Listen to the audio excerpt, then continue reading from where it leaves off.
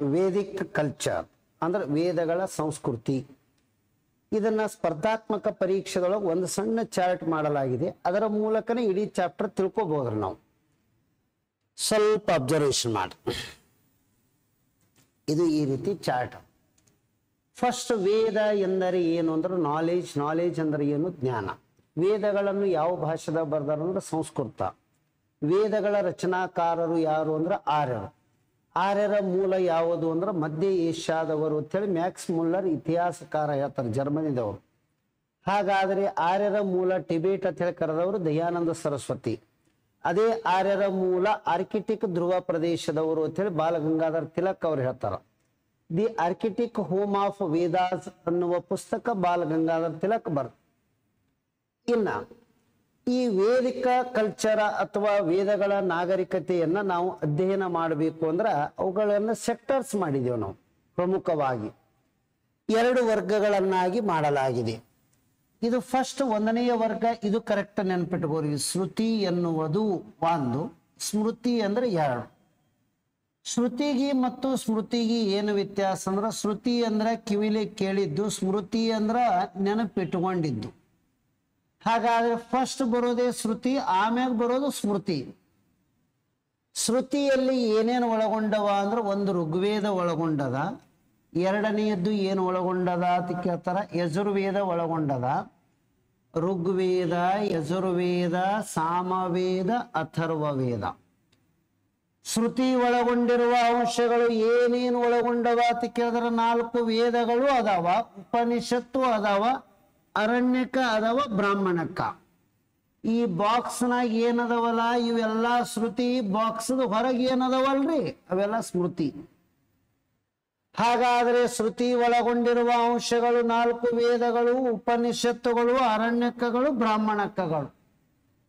ಹಾಗಾದ್ರೆ 1ನೆಯ ವೇದ ಇವೆಲ್ಲ ಏನದಂದ್ರ ಶ್ರುತಿದೊಳ ಬರ್ತವೆ. ಅತ್ಯಂತ ಹಳೆಯದಾದಂತಹ ರಚನೆ ಯಾವುದು ಅಂತ ಕೇಳಿದ್ರೆ ಋಗ್ವೇದ. ಋಗ್ವೇದಕ್ಕೆ ಏನಂತೀವಿ ಅಂದ್ರೆ ಬುಕ್ ಆಫ್ ಹೈಮ್ಸ್, ಸ್ತೋತ್ರಗಳ ಪುಸ್ತಕ ಅಂತೀವಿ. 2ನೆಯ ವೇದ ಯಜುರ್ವೇದ ಬುಕ್ ಆಫ್ ಸ್ಯಾಕ್ರಿಫೈಸ್ ಅಂದ್ರ ಇದರ ಅರ್ಥ ತ್ಯಾಗದ ಪುಸ್ತಕ ಅಂತ ಕರಿತೀವಿ. ಬುಕ್ ಆಫ್ ಮ್ಯೂಸಿಕ್ ಸಂಗೀತದ ಪುಸ್ತಕ ಅಂತೀವಿ. ಬುಕ್ ಆಫ್ ಮ್ಯಾಜಿಕ್ ಅಂದ್ರ ಮಾಟ ಮಂತ್ರಗಳ ಪುಸ್ತಕವಾಗಿದೆ. ವೇದಗಳನ್ನು ಅನುಕ್ರಮವಾಗಿ ಹೇಳಿರಿ: ಋಗ್ವೇದ, ಯಜುರ್ವೇದ, ಸಾಮವೇದ, ಅಥರ್ವಣ ವೇದ. ಸ್ತೋತ್ರಗಳ ಪುಸ್ತಕ, ತ್ಯಾಗದ ಪುಸ್ತಕ, ಸಂಗೀತದ ಪುಸ್ತಕ, ಮಾಟ ಮಂತ್ರಗಳ ಪುಸ್ತಕ. ಇದು ಆಯ್ತು. ಉಪನಿಷತ್ತು. ಉಪನಿಷತ್ತು ಎಂದರೆ ಏನು? ಗುರುವಿನ ಪಾದದ ಬಳಿ ಕುಳಿತು ಕಲಿತುಕೋ ಎಂದರ್ಥ.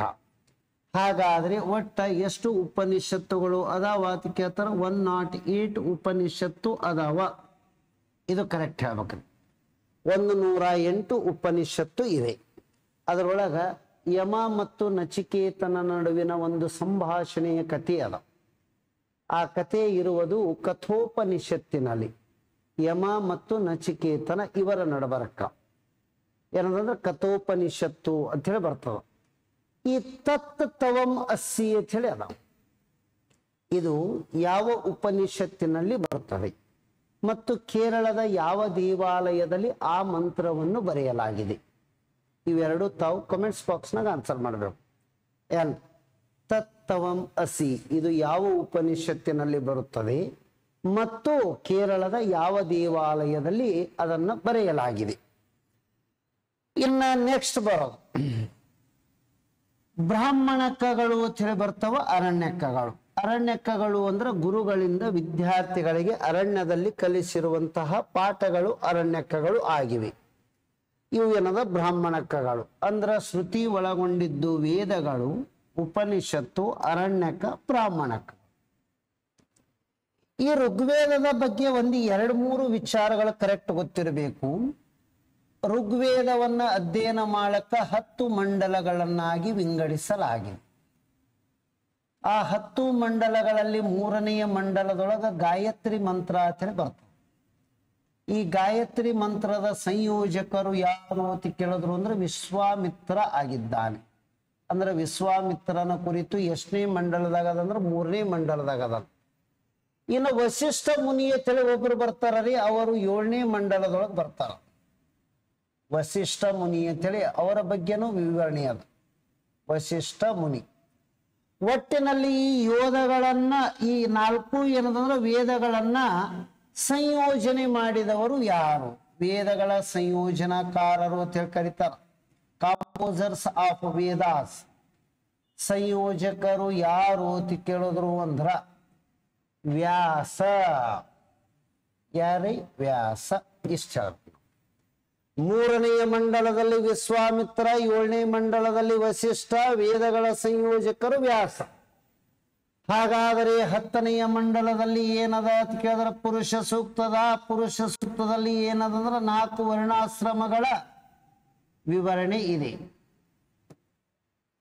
ಬ್ರಾಹ್ಮಣ, ಕ್ಷತ್ರಿಯ, ವೈಶ್ಯ, ಶೂದ್ರ ಎನ್ನುವ 4 ವರ್ಣಗಳ ವಿವರಣೆ ಇರುವುದೇ ಪುರುಷ ಸೂಕ್ತ ಮಂಡಲದಲ್ಲಿ. 7ನೆಯ ಮಂಡಲದಲ್ಲಿ ಏನದಂದ್ರ ದಶರಾಜ ಯುದ್ಧದ ಬಗ್ಗೆನೂ ವಿವರಣೆ ಅದ. ಆ ದಶರಾಜ ಯುದ್ಧ ಎಲ್ಲಿ ನಡೀತು ಅಂದ್ರೆ ರಾವಿ ನದಿ ದಡದಲ್ಲಿ. ಅದಕ್ಕೆ ಏನಂತಾರಂದ್ರೆ ಪರುಷ್ಣಿ ಅಂತ ಹೇಳಿ ಕರಿತಿದ್ರು ಅವಾಗ. ಪರುಷ್ಣಿ ಅಂದ್ರು ಒಂದೇ ರೀ, ರಾವಿ ನದಿ ಅಂದ್ರು ಒಂದೇ. ಇದು ಇಷ್ಟು ಇದರ ಬಗ್ಗೆ ಕಾನ್ಸೆಪ್ಟ್ಗಳು ಬಂದು. ಇನ್ನು ನೋಡಿ, ಸ್ಮೃತಿ ಏನನ್ನು ಒಳಗೊಂಡಿದೆ? 18 ಪುರಾಣಗಳನ್ನು ಒಳಗೊಂಡಿದೆ, 4 ಉಪವೇದಗಳನ್ನು ಒಳಗೊಂಡಿದೆ, 6 ಷಟ್ ದರ್ಶನಗಳನ್ನು ಒಳಗೊಂಡಿದೆ, 6 ವೇದಾಂಗಗಳನ್ನು ಒಳಗೊಂಡಿದೆ, 1 ಧರ್ಮಶಾಸ್ತ್ರವನ್ನು ಒಳಗೊಂಡಿದೆ, 2 ಮಹಾಕಾವ್ಯ ಒಳಗೊಂಡಿವೆ. ಮಹಾಕಾವ್ಯಗಳು ಯಾವುವು? ರಾಮಾಯಣ, ಮಹಾಭಾರತ, ಇವೆರಡು ಮಹಾಕಾವ್ಯಗಳು. ಮಹಾಭಾರತ್ ಇವೆರಡು ಮಹಾಕಾವ್ಯಗಳು ಆಗಿವೆ.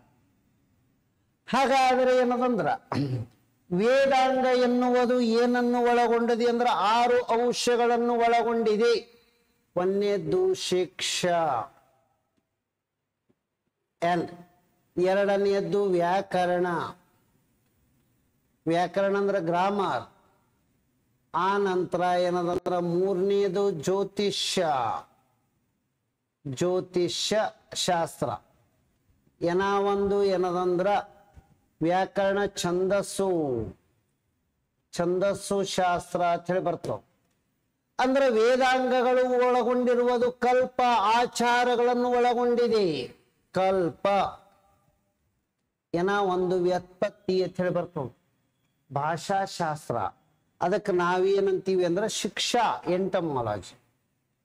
6ನೇಯದ್ದು ಶಿಕ್ಷಾ, ಶಿಕ್ಷಾ ಆಗ್ಯದ. ವ್ಯಾಕರಣ ಆಯಿತು, ಜ್ಯೋತಿಷ್ಯ, ಛಂದಸ್ಸು, ಕಲ್ಪ ಒಂದು ಬೇಕಲ್ಲ.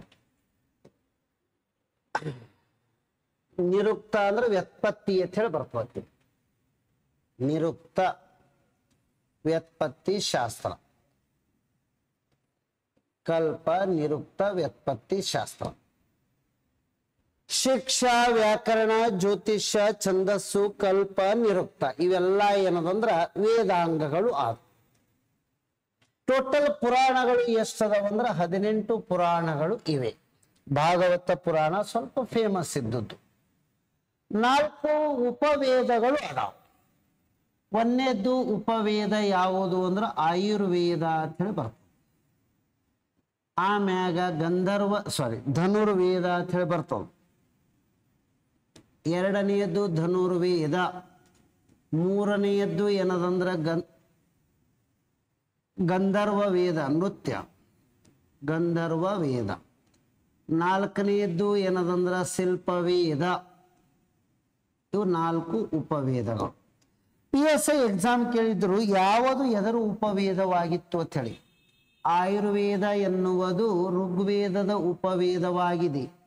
ಧನುರ್ವೇದ ಎನ್ನುವುದು ಯಜುರ್ವೇದದ ಉಪವೇದವಾಗಿದೆ. ಹಾಗಾದರೆ ಏನದಂದ್ರೆ ಸಾಮವೇದಕ್ಕ ಗಂಧರ್ವ ವೇದದ ಉಪವೇದ.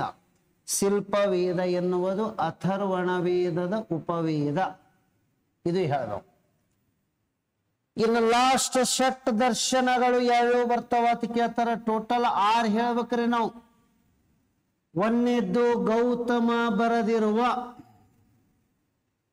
ನ್ಯಾಯ ದರ್ಶನ ಅಂತ ಹೇಳಿ ಬರ್ತದೆ. ಇವೇ ಹೊಂದಿಸಿ ಬರೆಯರಿಗೆ ಬಹಳ ಕೇಳ್ತಿರ್ತಾರ. ಕಣಾದ ಬರೆದಿರುವುದು, ಈ ಕಣಾದ ಎನ್ನುವ ಋಷಿಮುನಿ ಬರ್ತಾನಲ್ರಿ, ಇವ್ರು ಹೇಳಿದ್ದು ಏನ್ ಹೇಳ್ತಾರಂದ್ರ, ಭೂಮಿಯ ಮೇಲಿನ ಪ್ರತಿಯೊಂದು ವಸ್ತುಗಳು ಕಣಗಳಿಂದ ಮಾಡಲ್ಪಟ್ಟಿವೆ ಅಂತ ಫಸ್ಟ್ ಹೇಳಿದವರೇ ಇವರೇ. ಯಾರಿ? ಕಣಾದ. ಹಾಗಾದ್ರೆ ಕಣಾದನ ವೈಶೇಷಿಕ ಕೆಮಿಸ್ಟ್ರಿದೊಳಗೆ ಬರ್ತದಲ್ರಿ, ಅದು ಆ ಕಣಾದವರ ವೈಶೇಷಿಕ ಎನ್ನುವುದು ಬರ್ತದೆ. ಜೈಮುನಿ ಅಂಥೇಳಿ ಬರ್ತಾನ. ಜೈಮುನಿ ಉತ್ತರ ಮೀಮಾಂಸಾ, ಪೂರ್ವ ಮೀಮಾಂಸಾ ಜೈಮುನಿ. ಬಾದರಾಯಣ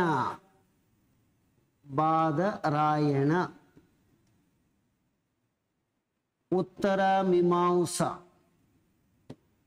ನೆಕ್ಸ್ಟ್ ಇಬ್ರು. ಪತಂಜಲಿ ಅಂದ್ರೆ ಯೋಗ. ಹಾಗಾಗಿ ಏನಂದ್ರೆ ಯೋಗ ಶಾಸ್ತ್ರದ ಬಗ್ಗೆ ಹೇಳಿದವರು ಯಾರು ಅಂದ್ರೆ ಪತಂಜಲಿ ಅವರು.